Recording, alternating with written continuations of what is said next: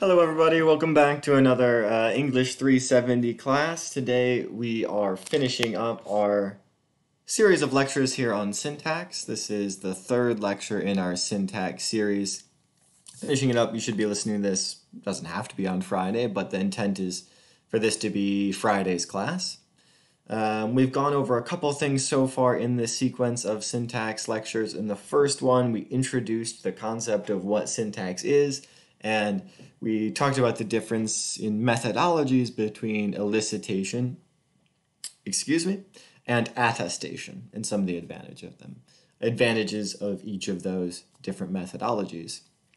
In the last lecture, we changed it up and we looked at morphosyntactic categories, roughly what we think of as parts of speech, and we came up with 3 different ways that we can determine a certain word's part of speech. You can look back on that lecture for more details on that. And then lastly, we got to this idea, excuse me, one second. Yeah, we got to this idea of constituency, and we introduced this notion of constituency tests. And what we decided, sort of what constituents are chunks of language that stick together well. They count as a unit. Constituency is a unit. So these can be individual words. Individual words count as their own unit. But it can also be a way for us to find phrases that go together. These stretches, these strings of words that function together as a single thing. That's what we're calling constituents. And we did 5 tests for how we tell whether something is a constituent or not. Things like substitution, proform substitution, coordination, let's see if I can do these on the top of my head, movement, and question and answer, nailed it. 5 tests there to determine whether any given bolded string of words is a constituent or not. Today, we're going to take all of these things, and we're going to put them together in these trees that we've already seen. We already decided that what we're doing in syntax is this. We're coming up with a system of rules. A system of rules that will allow us to generate, where's my mouse, generate in these hierarchical tree structures. We should be able to generate all the grammatical sentences of English, any sentence you can think of. We should be able to generate in a tree like this. And additionally, we should not be able to generate any ungrammatical sentences. That's the goal of syntax, a system of rules to generate all the grammatical sentences of English and none of the ungrammatical ones. So we're going to go in deeper pursuit of that goal today. This is your sort of introduction to syntax in this 370 class. So we're not going to make it, sadly, to being able to tree diagram all the sentences of English. If you want a little closer to that, you'll have to take English 375 as a follow-up. But we're going to move in that direction, and we're going to start that just to see what that's like. Excuse me.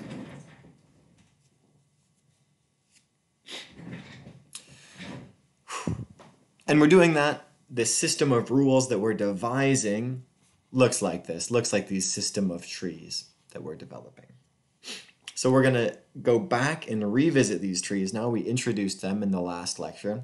And now that we've got this notion of constituents and phrases and ideas like substitutability, we're going to take another crack at it and see if we can progress a little bit. We've already updated our trees from this initial sketch. Remember, we added the VP. The VP we added to capture our intuition that something like I like pizza. It has a similar structure to something like I ran, right? Where ran, the single word ran, and the phrase like pizza seem to be substitutable as the same type of thing. And what type of thing is that? Well, they're both a VP. One of them has this extra N, and one of them doesn't, right? We'll look at that before. In the last section, we also introduced this idea of determiner phrases, DPs. And DPs were there to capture this generalization, that something like I like pizza, where you have this I noun, might want to have the same sort of structure as the dog likes pizza. There's a sense in which, again, to capture that intuition, I and the dog are interchangeable. And right now, given our current system, can we make I and the dog interchangeable?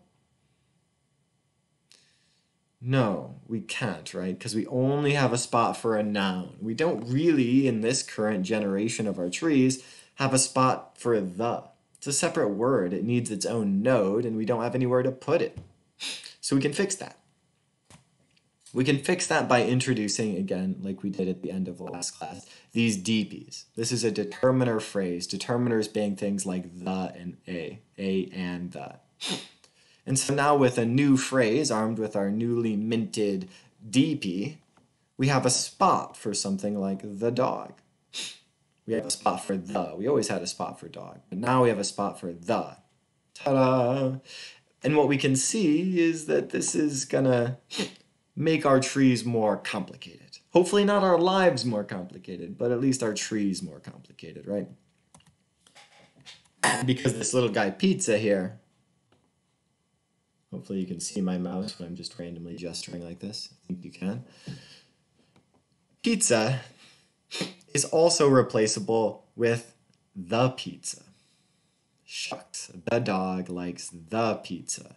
So in addition, just like we said we wanted this I to change to a DP so that we could accommodate something like the dog, we also need this N to accommodate something like that. We're also going to switch that to a DP. Ooh, it's going to get ugly. Or pretty, depending on if you like these trees. So now we can accommodate a sentence like the dog likes the pizza just fine with DPs in tow. Hopefully this is making sense. If not, either shoot me an email, rewind this here video, and watch that again. As far as explicit rules go, these trees are a little bit abstract. They're not like traditional rule systems. But what we're going to introduce now are phrase structure rules. Phrase structure rules are essentially rules to tell us how to build these trees. In this sense, they're not that exciting because if we're already building the trees, the phrase structure rules are redundant. They're back and forth. These are equivalencies. But just so we see how these work in a little bit more explicit fashion, take a look at these rules that we have for drawing English sentences at the moment. Right now, we have a rule that says start with an S, and your S splits into DP and VP. So up here, the equivalency in our tree is we start with this S, and we see that it splits into a DP and a VP. So we've accomplished this first rule. Check. If you have a DP, turns out we do, we actually have a couple of them, the DP splits into a D and an NP. DP goes to D and an NP. Similarly, this DP down here, the lower one, the pizza, also a DP fits the same rule, goes to D and NP. NP goes strictly to N, NP goes to N, and VP goes to VDP. VP here goes to VDP. So we can see how that these things are translations of one another. We can build this tree here with this system of rules. So this is a way to make what is kind of an abstract rule set that we have over here in the tree much more concrete. But really, they're showing us the same thing. The same ideas are being conveyed by both these phrase structure rules and the tree. So this is kind of our syntactic rules. Again, the goal of which is to generate all the grammatical sentences of English and none of the ungrammatical ones. At this point, you observant, insightful students, I'm sure, are asking yourself this. You're thinking to yourself, okay, I get this. I get why we want the dog to be a DP, because I see the determiner. The determiner is the, so I need a place to put it. I need a DP. That makes sense. But the question you might ask is, why should I, not like you personally, but the pronoun I, also be a determiner phrase when we don't have a determiner? It's not like the I. Right? Again, not talking about I's, but talking about the pronoun. Why wouldn't we just want to say this is a noun or a noun phrase? Why do we need to say that's also a determiner phrase when there's no determiner, the or a or an? Right? It's a very good question. A very good question. The answer to this question is important and subtle. So we're going to try and highlight it over the next couple minutes here at our breakneck space. The reason we want to say that this is also a determiner. First of all, yeah, we're going to say it is. Sorry, you don't get to just call it a noun phrase. We're going to do DPs. Always DPs. Is for consistency. It's going to make our rule system simpler if we posit that all NPs, including ones like I, lead to DPs. They're connected to a DP. Right? I'll show you an example of this, right? So here's our phrase structure rules right now. And we used this to generate, this is from a few slides ago, we used this to generate the dog likes the pizza, where both of these nouny things have determiners, the dog and the pizza. And we were able to capture that with this system. Yeah. What's cool about this, if we say that all noun phrases have DPs, is that we don't need to change our system at all in order to account for things like I like the pizza or I like Fred. Right? The same system of rules can account for I like Fred and the dog likes the pizza. Notice how the structure, when I switch, you can't see Fred or the pizza because I'm blocking it up. I'm going to turn my face off for a second, if I can manage that. You'll still be able to hear me. Video capture device. Hide me. Hide me away. I disappeared, but hopefully that helps. So what you can see here is that the same structure, the tree itself doesn't change when I flip back between the dog likes the pizza and I like Fred. We just fill things out differently. Notice that if we wanted I or Fred to just be an NP here, we'd have to change the structure to get rid of this. We'd have to have a structure that said sometimes S goes to DP-VP, like this. Here, S goes to DP-VP, S goes to DP and to VP. But other times, S goes straight to NP. If you could see my facial expression right now, it would be disgust. That's a terrible system.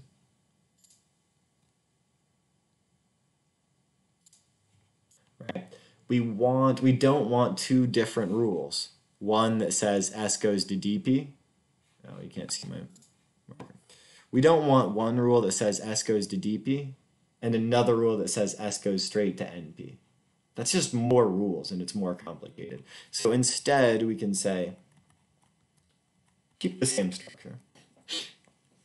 All NPs go up to DPs. That way we can keep this the same. We can recycle this for either Fred or the pizza, I or the dog.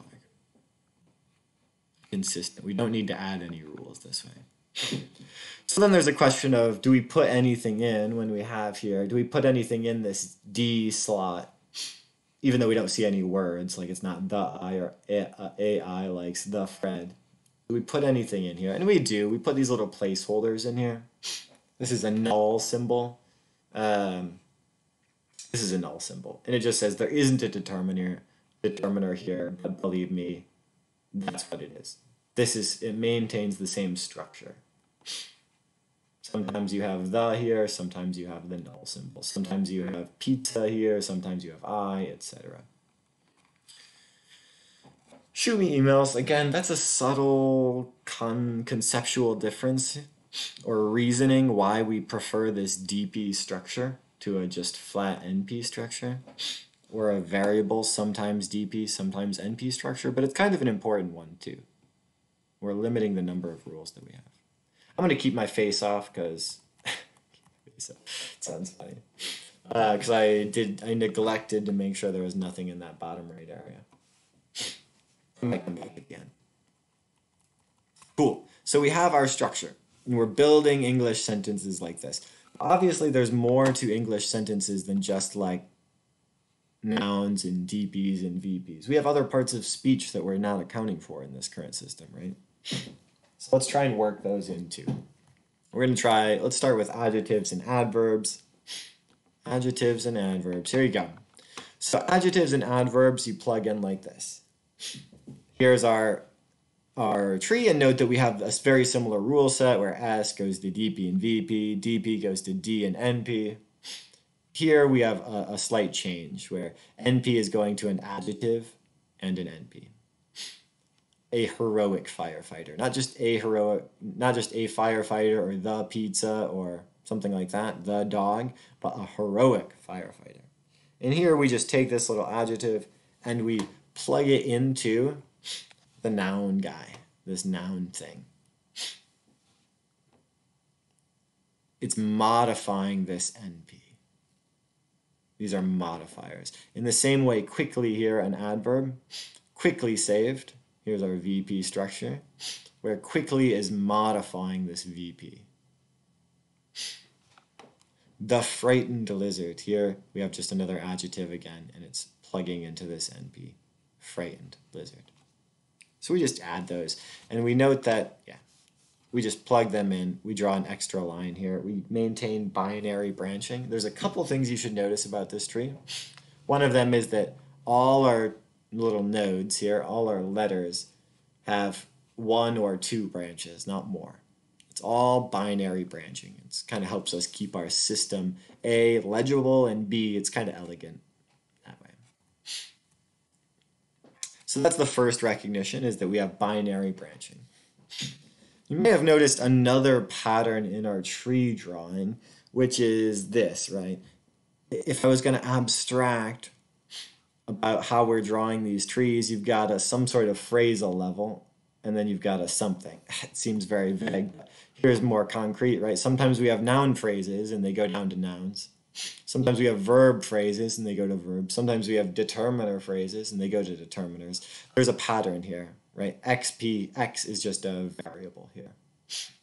XP goes to an X, and then whatever the X is here, right? NP goes to an N, and stick the noun like dog or tree or house, whatever, in here.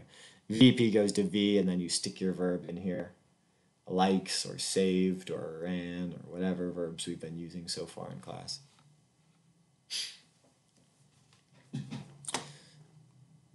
This is not an accident. This is a structural property that we have. This is a phrasal level here, and this we're going to call the head level. So we've got 2 levels at the moment. We've got a phrasal level noted by a XP or an NP or a VP or whatever the something P is. That stands for phrase, right? And you've got this level, which is the head level. We're going to complicate this system of trees just a little bit by adding a 3rd level in. A 3rd level into our trees. This is what it's going to look like. So instead of having this, we're going to have this. And all I did here is add an intermediary level of an intermediary node. So from the NP going down to the N, I added this little node, and we're going to call that N bar. For historical reasons, this is called N bar. This one over here is called V bar, and this one over here is called X bar. So you have the phrasal level, the bar level, and the head level. XP, X bar, and X. NP, N bar, and N. Why the heck are we going to do this? This just makes it more complicated. You're right, it does. But it's useful. It's useful to us, and here's why. What do we get from this? Well, we get space to put stuff. So we notice that our noun phrases or determiner phrases can get quite long, right? So the red wine, that's fine. We can just slot an adjective in here, but we can keep adding things. The dry red wine, aromatic dry red wine, the impetuous aromatic, etc., etc., poisoned, whatever. And the bar level is going to give us space to stack stuff. It's going to give us places to branch things out of. So here is the smelly, dry red wine. This whole phrase, all of that is one big DP. You split the D off here. DP goes to DNP. NP goes to N bar. And here we can have as many bar level things as we like. Here's an N bar, goes to N bar, goes to N bar, goes to N bar, goes to N. In each of these N bars, each of these bar level things is just giving us space to stick something else on. This first bar level gives us the space to stick smelly on. This one gives us a space to stick dry on. This one gives us space to stick red on, etc. And here's an extra one just for fun. You can have as many of these as you need. As many N bar levels as you need. Going back to this phrase structure, each phrase has one phrasal node up top, and it's got one head, one XP at the top, one X at the bottom. But it can have as many X bars in the middle as you like it to have. As many X bars in the middle as you want. And this, again, the reason we see for that now, you can have as many as you want is like, well, sometimes you need to branch a bunch of stuff. You need to branch all that stuff, and you need space to put it. And this gives us a way to kind of maintain our binary branching system. Since we can only branch one extra thing off of each node, we can just repeat these bar level nodes to get all the extras. All right, I'm going to keep going. Prepositions we haven't dealt with yet, so we've dealt with adjectives a little bit now and adverbs a little bit. We're kind of fleshing out our system to be able to account for more different systems. I'm going to bring my face back real quick. Don't be surprised. All right. So here now we're adding in extra things. Here's how we do prepositions. We just make a prepositional phrase. So note that our phrase structure is maintained here. S goes to DP-VP, DP goes to DNP, NP goes to N. This is just something you'll do by rote eventually. I sat in here. We have the VP going to the V like it normally does. And here it's also going to a prepositional phrase, on a cow. I sat on a cow. So we're going to add some rules to be able to accommodate these prepositional phrases. The prepositional phrase goes to the preposition, on, and it also just goes to a DP. And at this point, we don't need to add extra rules for the DP because we already have rules for DP. DP just goes to DNP, just like this DP goes to DNP. So really the only extra rule we need to add is the ones dealing with this preposition. Like the fact that a VP can go to a VPP, VP goes to VPP, and that the PP goes to PDP. 2 new rules and we can accomplish those things. This is the nice part about maintaining a solid structure for something like your DP, is we can just reuse the old rules. This DP looks just like this one, no problem.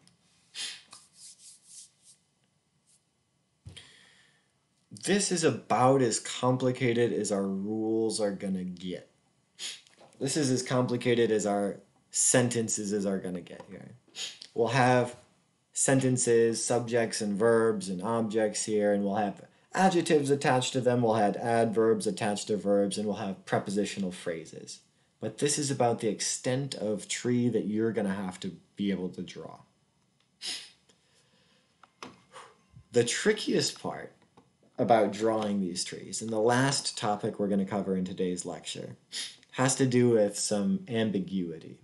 We run into ambiguity in these sentences. Ambiguity is when there's multiple available meanings, multiple available interpretations for a sentence. It's not ambiguity when a sentence is vague and you don't know necessarily what they mean. That's vagueness or something, whatever a technical term we want to come up here with. Ambiguity has a couple different meanings that are both viable, that are both ways that you could interpret that sentence. So here's some of my favorite ones. These tend to be jokes, right? I'm a huge metal fan. This guy says me too. this is playing on the ambiguity of metal fan having multiple meanings. It can be a fan that's made out of metal, or it can be somebody who likes metal music, right? That has multiple meanings. It's not vague. I might do that or something where you don't know a person's intentions. It's just got two different meanings. Or my absolute favorite here is this guy says, I'm a linguist. I love ambiguity more than most people. Think about that one for a second. Think about where the ambiguity is coming from. What two possible meanings this have? I love ambiguity more than most people. Right? He's either saying that he loves ambiguity more than most other people like ambiguity. He's a particular fan of ambiguity more than other people like ambiguity. Or he's actually saying that he likes ambiguity more than people. Flat out. He prefers ambiguity to people. It's pretty good one. So this is what ambiguity looks like. And we can see that ambiguity comes from a couple different places. It can be semantic ambiguity. Semantic ambiguity, well, we'll look at this, has to do with at the word level. A word that can mean a couple different things. Or it can be structural. Semantic or lexical ambiguity is the same thing. It's a result of, sorry, I got turned around. I thought this was going to say structural ambiguity. So we have semantic or lexical ambiguity, which is a word can mean more than one thing, or later on we'll look at syntactic structural ambiguity. So lexical ambiguity, here's another example from a comedian. You know, somebody actually complimented me on my driving today. They left a little note on my windscreen. It said, parking fine, as though his parking was good, right? And so this ambiguity, whether it's his parking is good or whether he's being fined for his parking, which is the actual interpretation, depends on where does the ambiguity come from? Well, it depends on this lexical ambiguity, this single word fine, and whether that fine, I'm going to turn myself off again, whether that single word is used as an adjective, like parking is good, or whether it's a noun. Or whether it's a noun. It's all in how you interpret that word fine. Another example here of ambiguity is flying planes can be dangerous. Right? Think about again the two meanings that this can mean. Give you a second.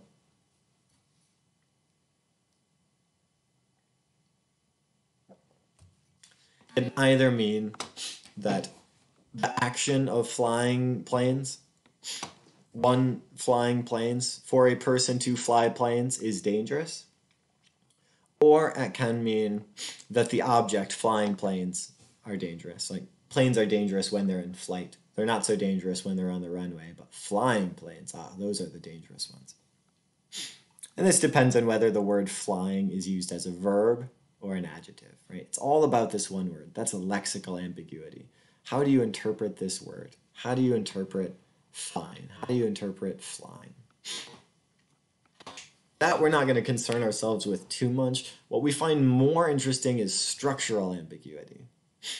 Structural ambiguity doesn't have to do with changing meanings for words. It just has to do with how we draw those tree structures. Right? Here, think about the ambiguity that we found in unlockable, right? That word morphologically unlockable has two meanings. And each of the meanings is, you get one or the other of the meanings based on which tree structure you draw. Right?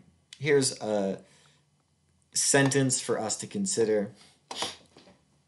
I apologize for the violence of this sentence. I once shot an elephant in my pajamas.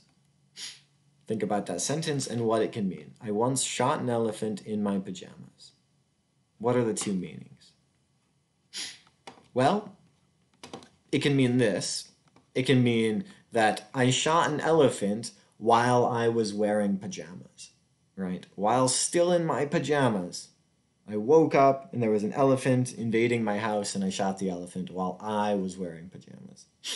But there's another, that's probably the default meaning. There's another interpretation of this sentence, right, in which you shot an elephant and the elephant is wearing your pajamas.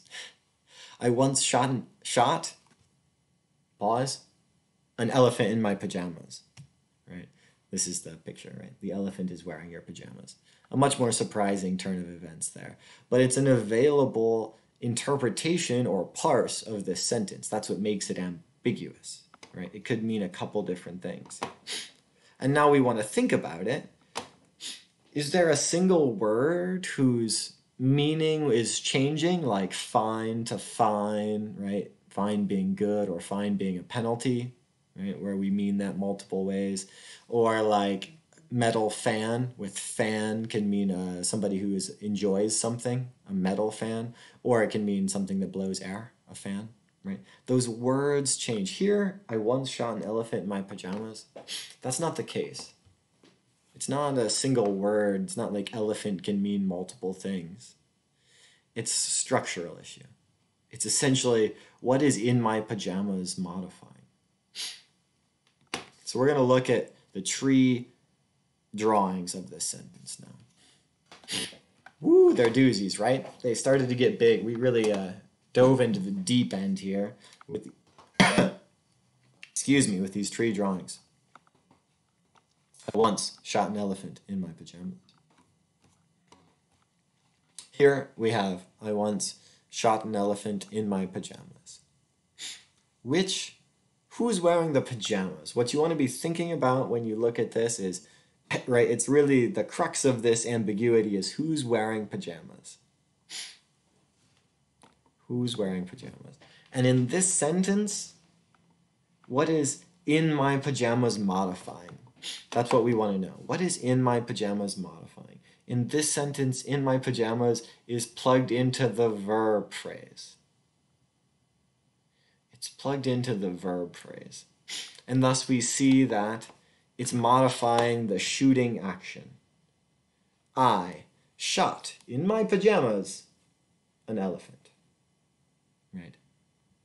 It's modifying the shooting. In which case, semantically, I'm wearing the pajamas, not the elephant. I'm shooting, while in my pajamas, an elephant. Now take a look at this next one. Right? Here's the sentence. It's the same. It reads the same. I once shot an elephant in my pajamas. Only now, what is this prepositional phrase, pee-pee in my pajamas, modifying? Again, you can tell what it's modifying by looking at what it's connected to in this tree diagram. So here, in my pajamas, is modifying this NP, elephant. It's modifying this NP line of things. In my pajamas is modifying the elephant. So now it's I once shot, I shot this DP, and what is this DP? This whole phrase, an elephant in my pajamas. Right? We can kind of accomplish this disambiguation via prosody. I once shot an elephant in my pajamas versus I once shot an elephant, pause, in my pajamas. Structural ambiguity. So this is the hardest thing. I'm going to bring me back. This is the hardest thing about drawing these trees, is where to plug in these modifiers, these prepositional phrases. Where's my mouse? There it is. These prepositional phrases, where to plug them in. And so what you want to think about is, what's it modifying? What is it modifying? Right? In my pajamas is modifying the shooting here. And in my pajamas is modifying the NP elephant here. So I'm going to give you some examples, some questions. Obviously, there's no feedback because you're watching this on YouTube. But if I said, I threw darts with feathers. I threw darts with feathers. What we want to know is, what is the with feathers, prepositional phrase, because with is a preposition. What is with feathers modifying? Is it modifying the darts, or is it modifying the throwing action? I threw darts with feathers. Give you a second. Pause if you need it. It's modifying the darts. They're darts with feathers. That's the type of darts they are. In which case you're going to have this scenario where this prepositional phrase, in this case with feathers, is modifying the noun, darts. This is different than if you had a sentence like, I threw darts at the ceiling. Think about that sentence. I threw darts at the ceiling. Now we have another prepositional phrase, at the ceiling, because at's a preposition, at the ceiling. And what is at modifying? Is it modifying the darts? I threw darts at the ceiling. Or is it modifying the throwing action? It's modifying the throwing action. So our tree is going to look more like this one. At the ceiling, prepositional phrase is going to plug into the verb phrase. Instead of shot, it would be throw. I threw at the ceiling darts. We went over a lot of material today, and we went over it fairly quickly. That's all I have, by the way. You made it. You made it. Content-wise, you can turn me off now, but I'm going to say a few last words. We went over a lot of content quickly with regards to these tree drawings. We're going to be practicing these a fair bit, right? So you're obviously going to have a homework assignment, although it's not going to be due till after spring break. You're going to have a homework assignment that has to do with these tree drawings, and you'll get feedback on that. We're also going to do some review later on and before your next test, right? You just took a test, so we don't have a review day coming up immediately, but during our next review day, we're going to have some hands-on, as hands-on as we can be with social distancing. We're going to be as hands-on here as we can. And we'll go together, we'll go over some trees together, and you'll get hopefully some practice. I'll do some follow-along examples where I'll give you a sentence to draw. I'll draw it on my trusty whiteboard. And then don't bother looking at that sentence. That's for another class. And then you can check yourself against my work, against the whiteboard that I show you. So we'll do that as well. It'll be a little more interactive. You can give me questions. So if all of this isn't making like 100% sense, that's totally fine. Don't worry about that. We'll work through it and we'll keep coming back along. This is going to be our last lecture on syntax, but it doesn't mean that you have to be a master of syntax right now. A, because this is 370, it's your intro class, so you don't have to be a master of anything. And B, because we're still going to practice yet. So you still have time to master this kind of stuff. If you're at like 80% good on this kind of stuff, you're right where I want you. If you're like at 50%, like let's talk, right? Come to office hours, shoot me an email, and we'll figure something out.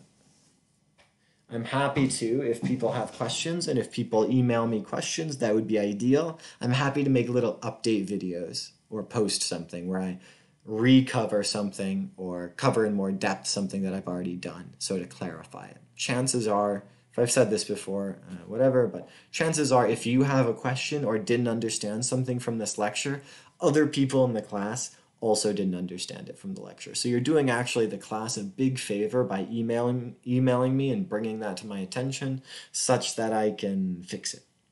It's one of the things with this online class, moving to these online classes, that the communication channels need to remain open. So anybody that sent me questions before, a few of you have so far, that's really appreciated. We'll rehash those in a future video. I'm going to try and not let this one run on too long. The last thing I wanted to say is that there's going to be a big break after this. We have spring break coming up, so all of next week you have off. And in addition, we have just heard from the administration that Monday's class is canceled. The Monday after spring breaks, class is canceled, so the next time you'll see me is that Wednesday. That's a long time. That's a long time. I'm going to post the syntax homework assignment soon so that you have that to work on over spring break if you wish. Although know that you don't have to. Feel free to take a break over spring break. Don't lose touch completely with the academic world during this break. Try and plug in a little bit, watch one of these videos, do something. It's going to be easy to get lost and then have more trouble picking up when we come back in about a week and a half. And lastly, take care of yourself during this time of weirdness. It's stay safe, stay healthy, stay mentally healthy as well as physically healthy. I've heard some talk about this social distancing idea and that what that means and what that doesn't mean. And what it doesn't mean is that you isolate yourself and never talk to anybody ever again. That's what we don't want. That's really bad for mental health. Instead, you guys can think of this as a physical distancing, right? Where we're trying to stay physically distant so we don't spread the coronavirus, obviously. But don't isolate yourself too much socially. Call your friends, talk to them online, send them messages. You guys are good at technology. And if you're not, just like me, now's the time to learn. Reach out. You can reach out to me if you need to. I'm always here to feel free to email me or send me a message however you can. And I'll get that and respond as well. Really just take care of yourselves. Take care of your families. And I'll check in with you again in about a week and a half. So have a good spring break and send me your syntactic burning questions. I'll catch you guys later.